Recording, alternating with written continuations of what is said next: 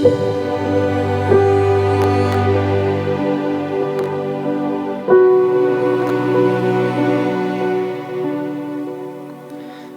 дурсуух тавтай морил би бол хөтлөгч Инхбат.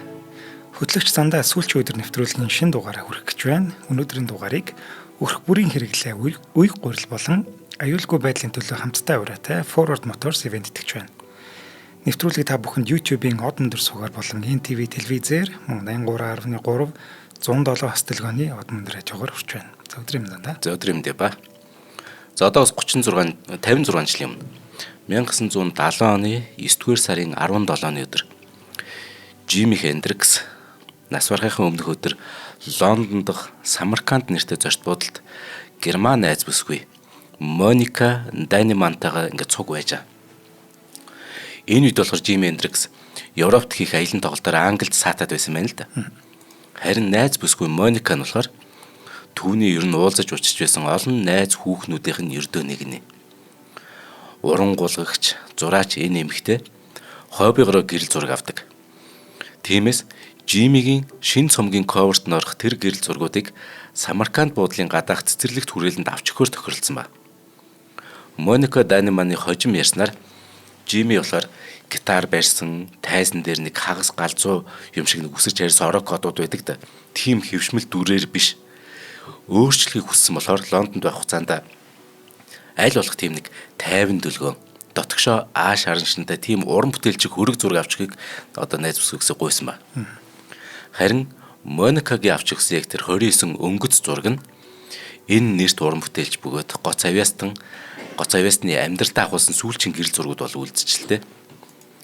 Мөн Моника Даниман гэх энэ эмэгтэй Жими Хендрикс амьдтаа уулзч учирсан хамгийн сүүлчийн хүн болсон ба.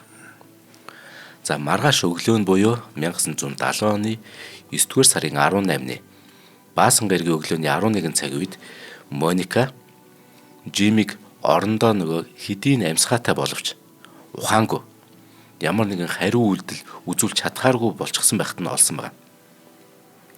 За ингээд түргэн тусламжийнхан хэдхэн минутын дотор ирээд Хендриксийг хагас цагийн дараа эмнэлэгт хүргэсэн ч гэсэн түүний амьсгал хураас нэг ердөө цаг орчмын дараа буюу 18-ны өдрийн 12 цаг 45 минутанд бүртгэж авсан. За ингээд Жими Хендрикс амиа алдахдаа дөнгөж 27 настай байсан. Ингэж нөгөө Жими Хендрикс чинь 27 наснда нөгөө цаг бусаар ертөнц рүү оцсон хөгжмийн ертөнцийн нөгөө мөнхийн залуу суутнуудын уртаас урт игнэнд ингээд нэгдэ орж. Энэ ямар учиртай гэхээр зарим хүн мэдэхгүй ч магад 27-гийн гэгддэг энэ клубт Алан Уилсон, Брайан Джонс, Жим Моррисон, Курт Кобейнер багтдаг байсан. Сүүлд нь хамгийн сүүлд бол одоо чинь 2011 онд Эми Вайнхаус энтхийн гишүүн боллоо шүү дээ.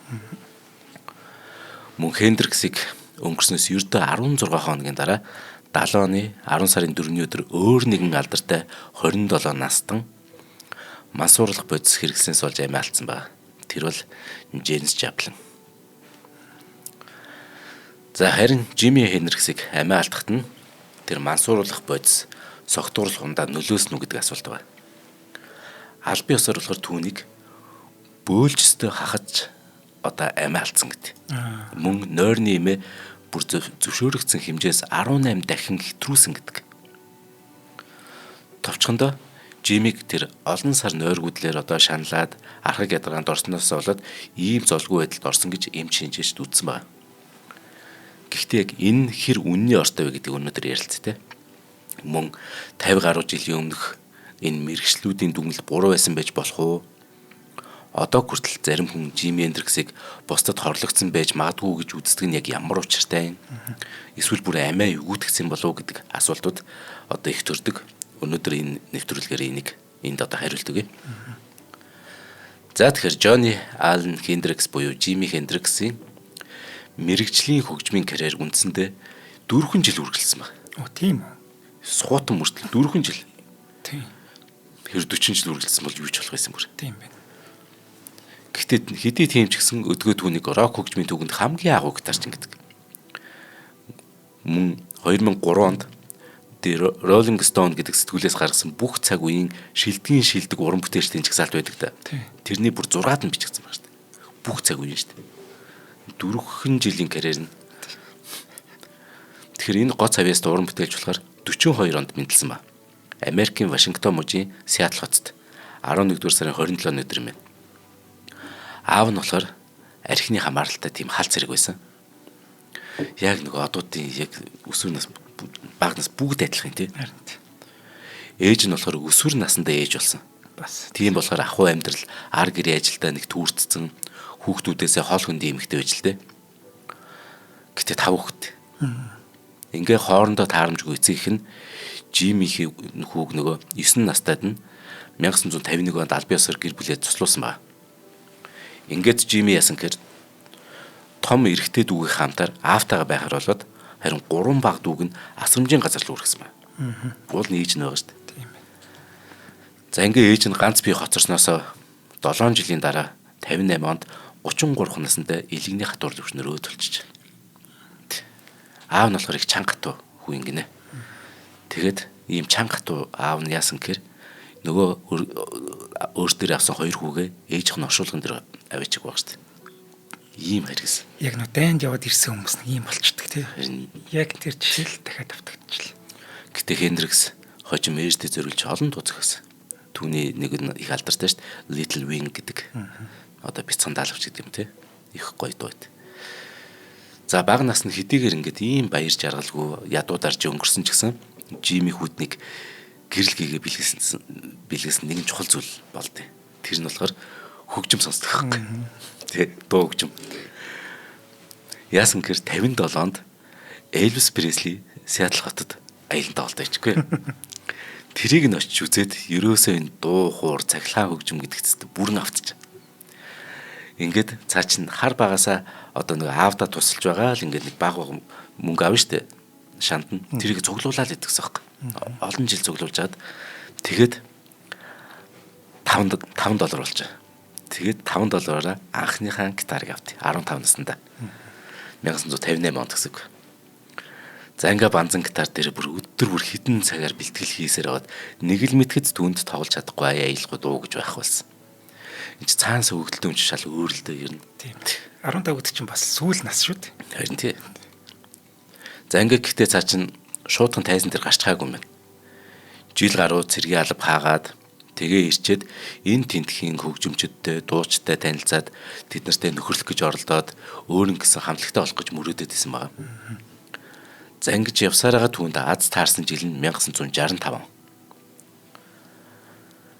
Бүр за ингээд Жими Хендрикс 65 оны 7 дугаар сард анх удаа зургатаар гарсан ба. Тэгээд нэг бичлэгийн студид гэрээ байгуулад 10 дугаар сард нь Curtis Knight гэдэг хөгжимчний хамт анхны синглийг бичүүлж байгаа. Тэгсэн нөгөөтг нь Америкт ямар ч амжилт гаргадаг бай. Тийм болохоор нөгөө шинээр нөхөрсөн хөгжмийн салбарын олон танил байгаа шүү дээ. Тэрнийхээ нэг болох The Animals гэдэг хамтлаг байдаг шүү дээ. Тэрний бас гитарчин байсан Chas Chandler гэдэг англи продюсерыг дагаад 66 онд Лондонд хөл тавьж. Ингэж одоо Америк цаачин бүтлгүүцсэн. Гэхдээ Англид очиод Англи орн Жимигийн 2 дахь их нутаг болоод мөн авиас чадварыг үнэлж жинхэнэ уран бүтээлч болгосон улс нь болоод мөн эцэс үлдээ амьсгал хураах газар нь ч бас болт. Чендлер гэдэг тэр продюсер болохоор Хендриксийн гоц авиасыг яг тоцтоод шинэ хамтлаг бүрдүүлж эхэлж байгаа юм л д. Тэр хамтлаг болохоор Jimi Hendrix Experience гэдэг нэртэй. Ингээд 1967 он гэхэд Jimi Hendrix энэ хамтлагийн дуунууд болоод гитар хөгжмийг бүр гайхамшигтай эзэмшсэн тэр ур чадвараараа хэдийн алдар нэртэй болсон. Одоо энэ чинь 23-4 настай болчихлоо шүү дээ. Хамгийн гол нь Jimi Hendrix чи хинээс ч илүү гитар тоглоно. Тэгээд хэний ч сэтгэл түрхээр бас дуулна. Хамгийн гол нь дуугаа өөрөө зохион шүлгээ өөрөө бичнэ. Энд чинь тайзан дээр бие авч явах байдал тэр бол үзэгчдийг өстө ховстон бүр. Жинхэнэ элдвтэй авиас бэлгэн ундарсан тийм залуу байгаа. Бүрэн гайхаж башгүй. Энэ хүнийг ингээд харахад ирнэ. Одоо та бүхэн бичлэгийн ч гэсэн үзээрэй. 24-5 настай залууд бүр тэнд яаж галзуурч байгаарай. Тэр гитараа тоглож байгаа байдал нь яаж байгаа солгоо учраас бүр итгээд харагдах юм яа. Нэрэгдэн шүү дээ тий. Солгоо юм биш үү. Гэхдээ алдар нэр ололт амжилтыг дагаж ирдэг сүрэг муу бүхэн Жимиг төрөг. Тэг байнга сайн уран бүтээл гарах ёстой гэсэн нөгөө дарамт. Энд амар штэ студидтэйг нь гэрээ гинэдэг бол тоглоом биш. Энд маш их дарамжхалт ирнэ. Тэгээд дээрэс нь энэ үеийнхэн чинь хар тамхи, мансууруулах бодисын хэрэглээ өндөртэй. Арх согтуурлах ундааны хамааралтай. Инээс болоод архаг ядаргаа, нойргуудл, мөн мэдээ санхүүгийн асуудал. Тэгээ нөгөө өөрийнх нь хувийн докторгүй амьдрал салж нийлсэн олон нөгөө охид хүүхнүүд гэд олон зүйл түүнийг зовоохолсон. Жими бүр найз нөхдөдөө энэ талаараа бүр ингэж ирсэн ба штт. Би бүр яагаад ч гарч чадахгүй юм чөтгөрийн тойрогт орчлоо. Би яг тэр тойрогт баглуулж хүлүүлчих гэсэн юм шиг бүр ингээ байнга тийг санагддаг болчлоо гэдэг. Уул нь алдар нэртэй болоод идэг. Энэ их харамсалтай тэрний нодууд юм. Тийм. Гэхдээ энийг мэдчихсэн бас авааштай юм тий. Тийм. Мэдгүй зүгээр мансуураал яваадсэн бол нэг хэрэг шүү дээ. Харин тийм. Би ингэж болохгүй шитэй гэж бас бодоод исэн юм. Тийм. Гэтэ гарч чаддаг. Тийм. За яг ийм байдалтай гэтэ удаа явсан. Ингээд 24, 5, 6 нас хүрч. За ингээ 27 настай. Нөгөө 1970 оны 8 дугаар сарын 24. Түүнд болохоор амьсгал хураахт одоо нэг сар орчим л үлдсэн ба. Тэгэхэд яасан гэхээр Жими Хендрикс болохоор Лондон хотын төвд Лондон дээрэ гэдэг нэртэй зочдууд байсан ба. 3 найз нь урд өдөр нь Жимитэй цуг энэ буудлын өрөөнд дууж нарийж хонсон юм байна л да. Гэтэл анх удаага юм нэг сони юм болсон юм Жими Хендрикс. Яасан гэхээр энэ чинь найзуудаараа ууж нарийж байгаа шүү дээ. Тэр өглөө нь алдарт гитарч юм байна. Гинэт бүр итгээд хачин зан гаргаад найзуудаа өрөөсөө хөөгд гаргачих. Найзуудад нь энэ зочир сонин үйлдэл нэг сонин санагдаагүй. За яг цаа чи нэг ааш маш муудаа согтуу байгаа юм билгүүж бодож болно те. Хамгийн гол нь Жимигийн тэр байр байдлын сэжигтэй санагдсан ба нөгөө найзуудад нь. Өрөө нь бүр байд суухын аргагүй бөхчм байсан мөртлөө Жими Хендрикс болохоор дагчин чичрээд ич. Бүр ингээд тэгээд зузаан хөршлөөс бүр салж чадахгүй. Өмнөх өдөр нь бүр зүг зүгээрээсэн хүн гинэт л ингэж халуурч эхэлсэн. Тэгэхээр ханаа томоогүй шинж байсан бол та. За ингээ хэд хоногийн дараа 70 оны 9 дугаар сарын 2-нд Жими болохоор Дайн улсын Орхус хотод тоглосон юм байна л да. Тэгтээ яасан гэхээр бас нэг хачин юм болсон. Тайзан дээр анх удаа цаа чин үгээ марцсан ба. Тэгээ бүр өнгө алдсан ба дуулахтаа. Гитараа өргөж дийлхэж болсон. Бүр дөнгөж 3 дахь дуун дээр. Тэгээ хамтлагийн гишүүд тайзны арын албаныхын түүнийг ердөө тэр 3 дахь дуун дээр бүр ингээд өргөж дүүрсээр байгаад ингээд хувц солих хөрөнд оруулсан байгаа шүү дээ. Тайзан дээрс. Тэгэхэд Жими ахаад л өндөр халуунтай бүр ямар ч тамирт тэнхээг болсон байсан. За бүр хожим жоохтой одоо нэг хөрхий 3-7 хоногийн дараа өөд болно шүү дээ. Дараа нь ингээд задлан шинжилгээнийхэн дүгнэлтээс харсан чинь Жими хэрх гэдэг нэг өвчнөөр шаналж байсан юм байна. Энэ өвчин болохоор хоолойн стрептокок гэдэг халдварын дараа үүсдэг. Тэгэд зүрхний хавлахыг гэмтээгээд зүрхний олдмол гажиг болон зүрхний дутагдалж хүргэж мэдэх тийм ноцтой үүргэсэл байт юм. Яаж яхад 1970 оны 100 Лондонд Хонконг ханаад гэдэг тийм томоо дэгдсэн юм. Тэгэхээр тэр нөгөө Жимиг өндөр халуурахад хүргэсэн өнөөх өндөр нөгөө халдвар байсан ч биш магадгүй.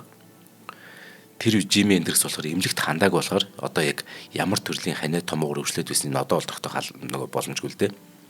Ямар тач хэрэг өвчин байна уу эсвэл Хонконг ханиадны алиас нь ч болсон бай. Ямар нэг шалтгаанаар Жимигийн зүрх ихээхэн угаасаа гэмтэлтэй байсан юм байна. Энгийгээр хэлэх юм бол зүрхний лугшилт нь удааширсан. Хангалттай цус шахаж чадахгүйгээс болоод биеийг нөгөө хүчил төрөгчийн дутагдлад оруулаад тэгээд цаа чинь ингээд халуураад агж чичрээд байхгүй. Гэхдээ за энэ Хонконг ханиадаас ч юм уу нөгөө хэрэг өвчнөөс болсон гэж бодоход ханиа томог хэрэг өвчнөөс бол зүрх гэмтлээ гэмтэх нь одоо нэг түгээмэл биш.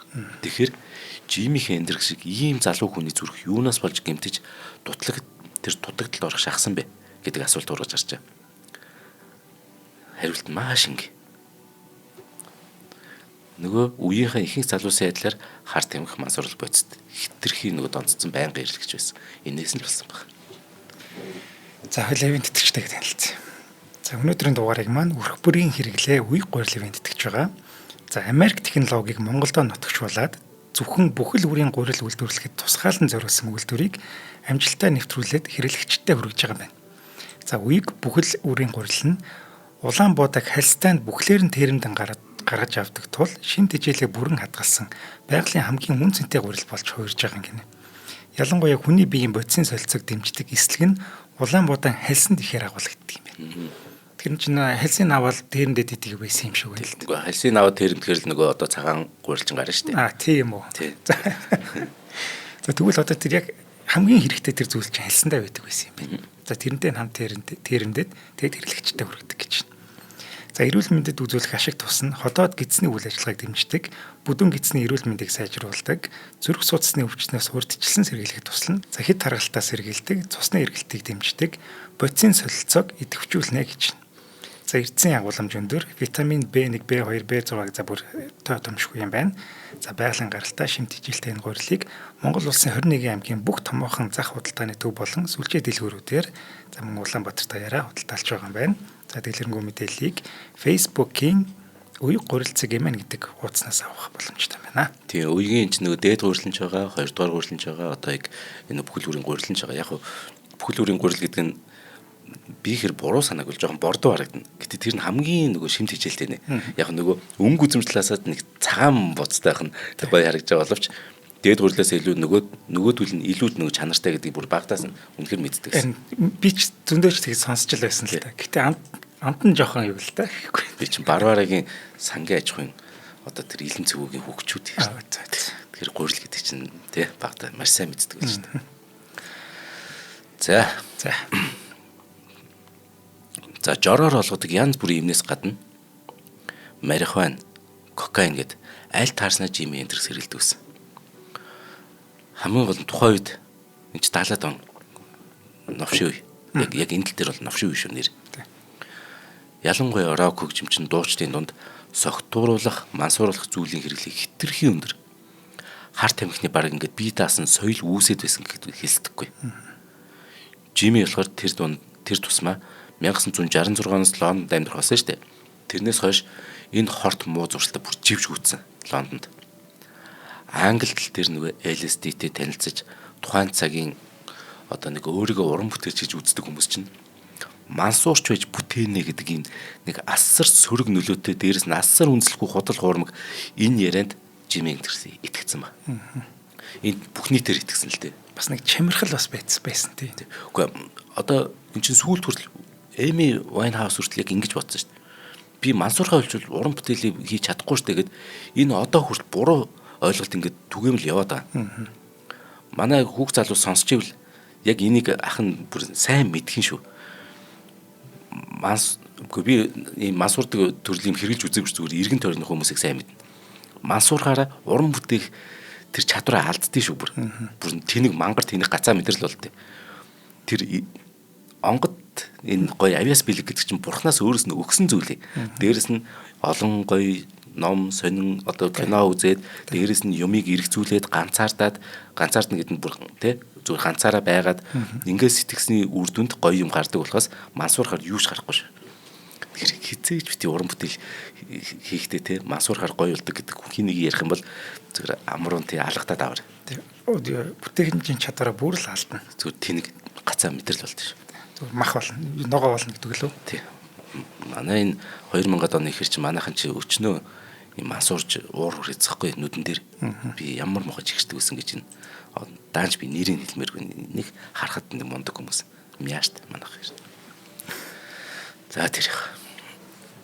За найс нөхдийнх нь яриагаар Жими Хендрикс ер нь ингээд гитарыг бол үнэхээр галзуус хэлээд тоглодог гэж. Үгүй энэ чинь заавал найз нөхөд хэлээд ах шаардлагагүй л одоо үзгээд яаж яах нэг солгоо байсан болохоор хөгжмөө яаж тоолсон бүр үнэхээр онцгой харагдана. Зүгээр барээ зогсож байгаа гоё харагдана. Гэхдээ л эн чинь хэдхэн жилийн дараас бие махбод нь тэр тайзан дээр тэр гоё галзуурдаг гэсэн тэр зүйлийг биеийн дийлхий болчихж байгаа юм. Нөх хорт мозурчлаас нь болоод. Жими Хендрикс хэдийгээр мэрэгжлийн гэж болох мансуурагч байсан ч гэсэн. Гэхдээ амиа алдах үедээ болохоор LSD хэрэглээгүй байж амьдралынхаа сүүлийн хэдэн жил кокаин донтоод байсан ч гэсэн нас барах үедээ мөн л кокаин огт хэрэглээгүй байсан ба. Энэ задлан шинжилгээр тогтоогдсон. Тэгэхээр бүр хар тамхичин гэдгээр зартай байсан Жими Хендрикс ямар нэг мансууруулах бодисын тун хэтрүүлснээс болж амиа алдаагүй болох нь ингээд тодорхойлж. Гэтэ яг энэ өгүүлбэрийг хэлэх хүртэл би тэгж бодоагүй байсан шүү дээ. Харин түүний биес согтууруулах хундаа үлдэгдэл олцсон ба. Үлдэгдэл. За ингээд нөгөө 70 оны 9 дугаар сарын 17 болж нөгөө нас барахын өмнөх өдөр. Жими Хендрикс нас барахын яг тэр урд өдөр Самарканд зочд буудлын гадаа нөгөө зураг авахулчаад найз бүсгүй Моникагийн хамт эргээд энэ буудалдаа нэгэн үжлэгт орсон ба. Тэнд байсан олон хүнтэй танил биш боловч Жими Хендрикс бүр маш сайхан айр зантай хүмүүстэй илдэх харьцаж байсан ба. Гэхдээ л ядарч стресс нь бол мэдээж хэн бүхэндээ тодорхой харагдсан. Олон гэрчийн баталснаар үжлэгтэр тэр улаан дарснаас огт өөр юу ч хуваагүй. Харин үжлэгт харахын алдад шөнө дундаас хойш буюу 9 дугаар сарын 18-ны одоо тэр шөнийн 2 цаг 30 минутын орчимд Жими Моникатай нэг ам өрөчж. Тэгээд Самарканд буудлаас гараад өөр нэг үжлэг рүү яваад очиж. Моника дайны минь болохоор Жимитэй удахгүй гэрлэн гэдэгтээ бүр итгэчихсэн. Түүнийг бүр маш их харддаг. Тэр нь Жимид тунд дарамтай санагдаг байж л дээ. Моника бүр хожим өөрийгөө би Жими Хендрикстэй сүү тавиад байсан. Удахгүй бид гэрлэх гэж байсан гэж нэг бус удаа ярьсан мэт. Харин Жимигийн найз нөхдийнхэн дурснаар болохоор Жими Хендрикс бол гэр бүл зохиох ямар ч төлөвлөгөө байгаагүй. Амиа алдах үедээ тэр чинь шүүхэд бүр 2 чиргээр дуудагдаад ирсэн байна. Жими Хендрикс. Нэг нь бичлэгийн студийн гэрээтэй холбоотой маргаан. Харин нөгөө нь эцэг тогтоолгох тийм нэг асуудал байсан ба. Тэгэхээр иймээс ахиж хил аманд оролцохоос айж имэж байсан. Мөн хүүхнүүдтэй хит ойр дотн болохоос боломжтой байсан гэж найз нөхд нь хэлсэн болохоор энэ сүү тавьсан байсан хутлаа яриад байгаа юм. Заажаа дээр нөгөө менежер Майкл Джеффритэйгээ бүр тааш тохирхоо болоод харилцаагаа таслахаар шийдээд байсан болохоор сэтгэл санаагаар бүр үнэхээр туйлдаад байж. Энэ бүхний хажуугаар чи нөгөө л байн хар тамхи хэрэглэн нөгөө тоглолтын ачаал гэдэг чинь тоймоо алдсан. Цаг үргэлж ядарна гэсэн үг шүү дээ. За мэдээж тэгээ нойргүйдж байсныг нь бол марч болохгүй. Тэгэхээр сүү тавьсан гэрлэх гэж байсан гэсэн үг Моникагийн тэг хувьд ямар ч нэг үнний оргуу болчиход байгаа байхгүй. Тийм ээ. За Жимигийн Самарканд буудлаас гараад очисон тэр нэг үжлэг рүү явцсан гэсэн шүү дээ. Үжлэг дээр нь өнөөх хэд хоногийн өмнө буудлын өрөөндөө хамт ууж нэргсэн дараа нь өрөөсөө хөөж гаргасан гэх нөгөө 3 найз нь тэнд хүлээжсэн байна. Тэдний нэг нь хуучин найз бүсгүй Девон Уилсон гэдэг эмэгтэйсэн. Девон болохоор Жимиг эм тан хар тамхи мансуурлах бодисоор хангадаг. Муу юмд тэр уруу цацдаг ихээхэн сөрөг нөлөөтэй найз нь байж. Найз бүсгүйч гэж X найз бүсгүй. Ийм амар X найз бүсгүйтэй харах үстэй. Найз биш байна зүгээр. Харин тий. 70 оны тэр 9 дугаар сарын 18-ны тэр шин Жимид өдөөх сэргээх үйлчлэгээтэй амфетамины төрлийн ийм олж өгсөн хүн энэ Девон гэж бүсгүй юм байна. Өмнөх өдөр нь мөн цааш үржлүүлэн бүтэн оройжин тэгээ шүнжин согтуурлах хундаа уусан хүнд амфетамин яаж нөлөөлөх вэ? Энд ч бүртээ бүр ядарч туйлдсан байгаа шүү дээ. Нойр дутуу ядарч туйлдсан хүн унтаж амрах гад идэг. Цаанаас нь биеийн тийг шаардаад идэг. Гэтэл нөгөө уусан дарс болон гинэд шүн дунд уусан нөгөө амфетамин тэ энэ хүчээр сэргийгээд идэг. Ингээд Жими эрүүл ухаанаа алдахын даван тарьжсэн. Магадгүй тарих толгойд бүр огт эрүүлэр сэтгэх чадваргүй босныг өөрөө ойлгож ухаарсан даруйда шөнийн 3 цаг 40 минутын орчимд тэр 2 дахь хүчлээсээ галс гараад эргээд найз бүсгүй Моникагийн байгаа нөгөө Лондоны Нотинг хилдэг Самарканд буудалд ирсэн ба. Моника Дайнман ингээд Жими Хендриксийн амьдралын сүүлийн хэдэн цаг яг яаж өнгөрснийг мэдэх цорын ганц хүн болсон. Зөвхөн түүний мэдүүлгэл Жимигийн үхэлтэй холбогдох баримт болж үлдсэн хэдий ч гэсэн ядч байхад тэр мэдүүлэг нь хэдэн жилийн турш хэд хэдэн удаа өөрчлөгдсөн хачирхалтай. Моникаг ярьснаар тэр Жимиг Самарканд буудалд эргэж ирсэн даруйд хоол хийж өгсөн байгаа юм д. Тэгсэн Жими идээгүй гинэ. Тэгээд дууны үг ч юм уу нэг юм бичээ суудсан байна. Тэр үед шөнийн 4 цаг өнгөрчээсэн болохоор Моника удалгүй өөрөө нойрондоо дийлдээд унтаад өгч. Жимиг яг хэдэн цагт орондоо орсныг мэдэхгүй. Моникаг унтсны дараа Жими яг юу хийснийг хинч мэдэхгүй. Харин маргааш өглөөнд буюу 70 оны 9-р сарын 18-ны өглөөний 9-өөс 10 цагийн хооронд Моникагс ирсэн чинь Жими хажууд нь хувцастайгаа. Тэгээ бүхлээр хөвтөж байж. Мөн маш их бөөлчихсөн байж. Харин эндээс л яг Моникагийн хит хитэн мэдүүлэг яг зурж эхэлтээ. Одоо энэс их хойш. Жишээ нь Жимиг нас барсны дараах өгсөн мэдүүлэгтээ тэр айж сандарсантай эхлэж Жимиг найзууд руу залгасан гэж хэлсэн ба. Гэхдээ хэдэн жилийн дараа болохоор шуудхан түргэн туслам дуудсан гэж. Гэхдээ одоо ингээд яг бодох юм бол Моника айж сандарснаас мэдээж айж сандарсан болохоор тухайн үед ингээд мэдүүлэг өгтөд зурж бас болох л. Гэхдээ ер нь ингээд сайн бодоод үзэх юм бол тэр чи өрөөгөр нэг одоо хөглөрөөдөөс мансуурал бодис гэж юм байна. Тэгээ согтууруулах ундаа зэрэг цэвэрлэх гэж бас ингээд тийм байна. Нөгөө элдв юм хийсэн байж магадгүй. Түүнээсээ болж нөгөө цаг минутаа зөрүүтэй хэлсэн байж магадгүй. Бас хамгийн магадaltaй нь өөрөө ч бас их бага хэмжээгээр согтуу байсан байж магадгүй шүү дээ. Тэрийг нуух гэсэн ч гэж магадгүй. За ямар ч тач ингээд 18-ны өглөөний 11 цаг 18 минутанд түргэн тусламжийнхан Самарканд буудалд ирээд Жими Хендриксийг аваад явсан. Эмч нар эмнэлгийнхаа дүрм журмыг сахиулах гэж нэг ёс төдий сэхэ амьдруулах нэг арга хэмжээ авсан ч гэсэн бүх зүйл нэгэн тойройцсон тодорхой байсан бүр. Ингээд Лондоны төвдөх Гигем Мэри Абботс нэртэй эмнэлэгт дэлхийн хамгийн нэртэй хамгийн чадварлаг гитарчин хэмээн үнэлэгдсэн цэл залуухан гоц авьяасныг амьсгал хурасныг зарлж. Гэхдээ үхлийн шалтгаан нь эмчнэрийн тэр шуудхан дүгнчихсэн шиг тийм ч амар хэлбэр тов тодорхой байгаагүй. Жими согтуу байсан. Амфетамин уус нь үнэн. Ухаангүй байхдаа бөөлцөндөө хагсан ч үнэн байж мад. Үнэн л баг. Харин задлан шинжилгээнийх нь тэр нарийн ширийн баримтуудыг харах юм бол их олон хачиртай юм харагдаад. Жишээ нь өмнөх оройн уусан гэх улаан дарсны үлдэгдэл нь түүний ходоодноос биш. Хоолооноос нь олцсон ба.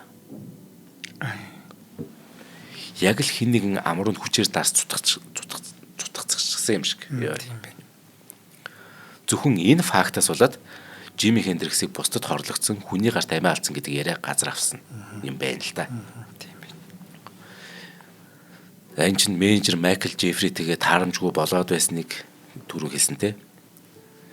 Харин Жимигийн шүтэн бишрэгчт нь болохоор ганц сайлын үнэнээсээ салахгүй тулд Майкл Джеффри л Жимиг хөнөөсөн гэж хардах болж. Тэгж хардах үндэстэй. Тий. Гэхдээ ингэж үзэх юм бол амьд байсан сүүлийн хідэн цагт нь яг дэрэгдэн байснараа найз бүсгүй Мониканд гэмт хэрэгтэн. Харин менежер Майкл Джеффри нь болохоор хөсний алуурч маш таарад байгаа байхгүй. За гэж харна чинь менежер нь захиалагч, найз охин нь гүйцэтгэгч болчихж байгаа юм шүү. Гэхдээ энийг нотлох нэгч баримт байхгүй л дээ. Тэгэж хоолоноос нь олцсон гэх улаан дарс яг үнэндээ дарс биш. Харин хүн өөхөх үед уушгнаас нь ялгардаг тийм шингэн байсан болов уу гэж сүүлийн үед мэрэгчлүүд таамаглаад. Тэгэхээр Жими Хендриксийн биед задлан шинжилгээсэн тухайн үеийн эмч мэрэгчлэнүүд андуурч эндүүрсэн байх магадлал маш өндөр байна. Моника Даймонд гэхдээ огт гэмгүй нэгэн бас биш. Олон жилийн хар тамхи мансуурал бодисын хэрэглээс болж гэмтсэн, сүүлд бас өөрөө хэрэг өвчин ханаа томоос болж бүр тамиртаад тамирч гүйцэтсэн энэ Жимигийн зүрхийг гинэт зогсоход хүргэсэн гол зүйлийг Моникалд найз залуудаа гэсэн. Тэр нь юу гэж? Германд үйлдвэрсэн Виспаракс гэдэг нэртэй нойрны юм. Одоо цагт бол олон улсад хориод. Дэлхийн даяар хориод ирнэ. Энэ имийг болохоор 60-аас 70 онд тайвшруулах унтуулах эмчилгээнд бичиж өгдөг байсан байна. Моникагийн өөрийнх нь хожим мэдүүлснээр тэр тусгай жороор олгодог энэ хүчтэй имийг тухайд өдөрт нэгээр уудаг байсан байна л да. Гэтэл Жими Хендриксийг нас барсны дараа буудлын өрөөг нь нэгдсэн чинь Виспараксын хоосон сав олцсон ба. Тэгэхээр үүнээс үзэх юм бол Жими савнд байсан бүх 9 имийг бүгдийг нэгд оруулсан гэсэн үг. Тэр шин. Ачна им дээр он сар байдаг байхгүй. Тий. тэрийг хараад хитий хизээ уусан байна гэд мэдчихэж байгаа шүү дээ.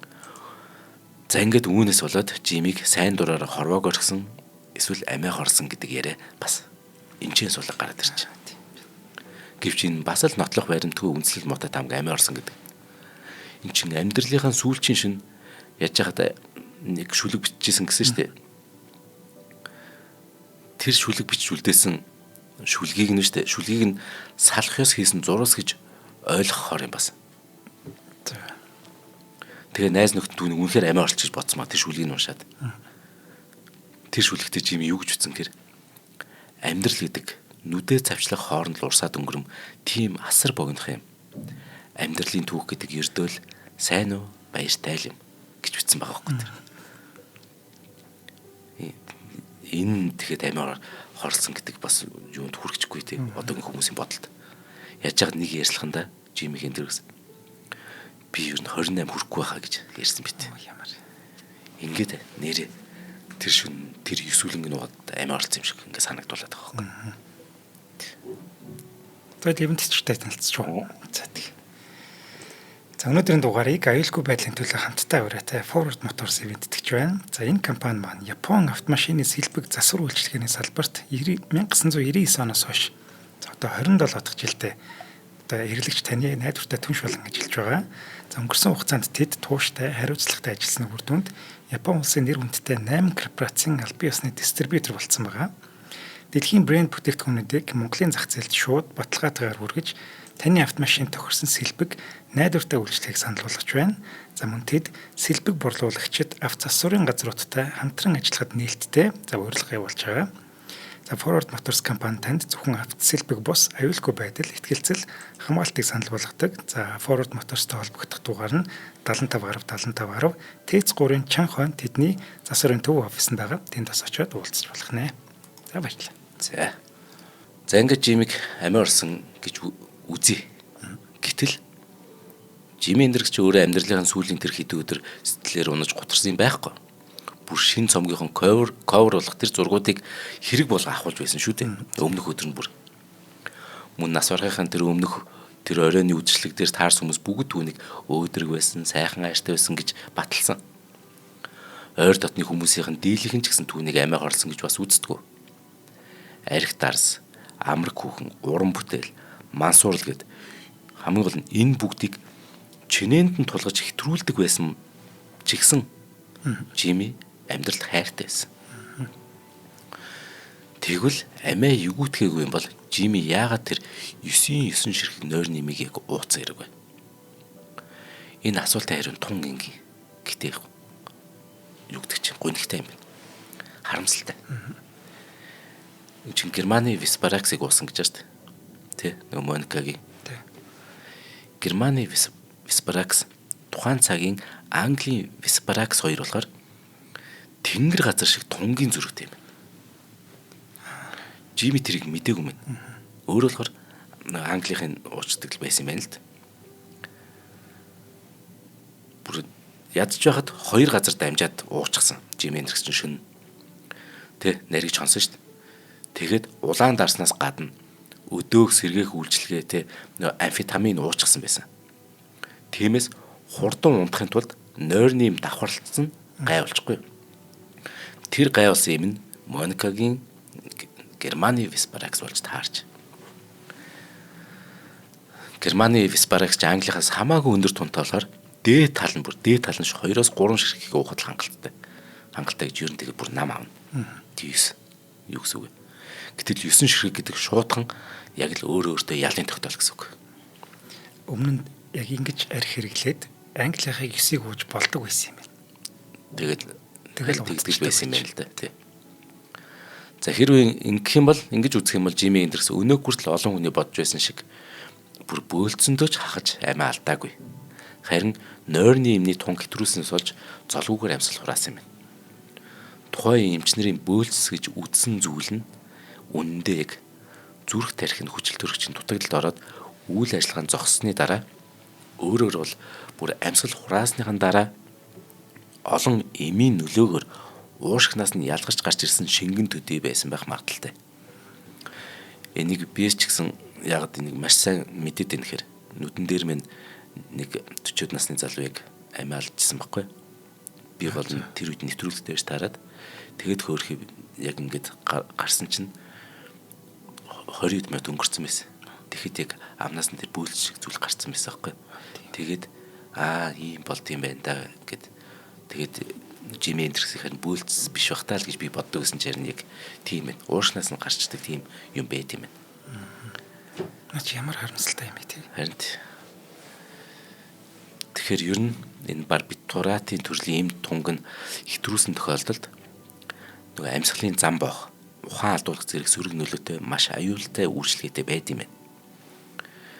Яг энэ Жими Хендриксийн нас барсан 1970 онд гэхэд зөвхөн Их Британд гэхэд 1000 гаруй хүн нойрны эмнийхэн тунг хэтрүүлж амиалцсан байна шүү дээ.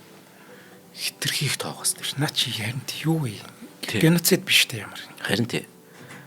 Бүр ингэж хоригдсан байхгүй олон улсад. Түүнээс хойш олон улсад энэ барбитуратын төрлийн юмнуудыг түүний дотор энэ Веспараксыг бүр хатуу хоригдсан шалтгаан энэ. Гэтэ энэ ч нөгөө том од нас барж иж энэ ч олонний одоо юунд хүрч байгаа л байхгүй. Анхаарал орж тий. За ингээд Жими Хендриксийн шарилыг төрж өссөн Сиэтл хотод нь аваачаад 70 оны 10 дугаар сарын 1-ний өдөр нутаглуулсан. Харин Моника яасан бэхээр Моника Дайнеман Скорпион хамтлагийн гишүүн. Германы гитарчин Ули Жон Роттой гэрэлсэн. Ингээд 1995 онд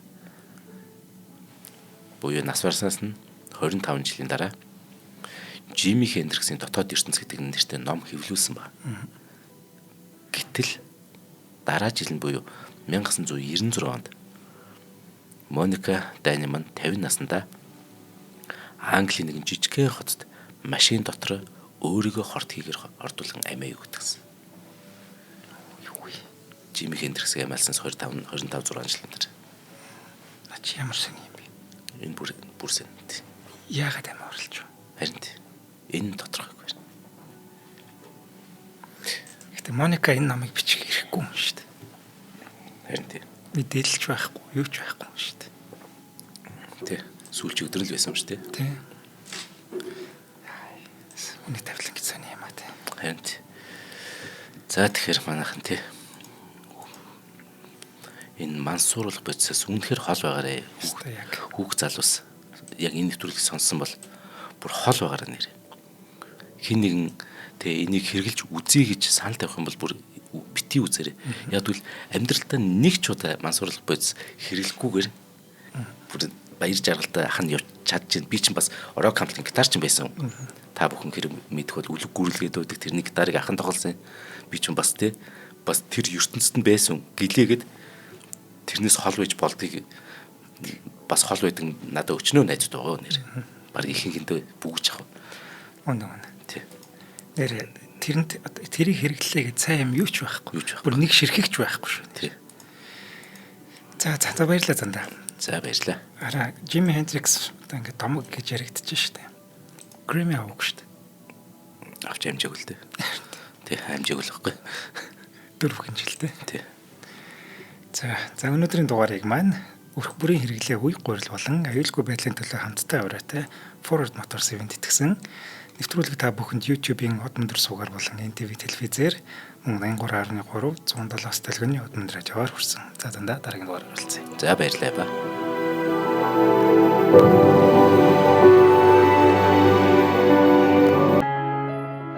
Нэвтрүүлгийг хүлээн авсан Нарны аймгийн монголчуудаа баярлалаа.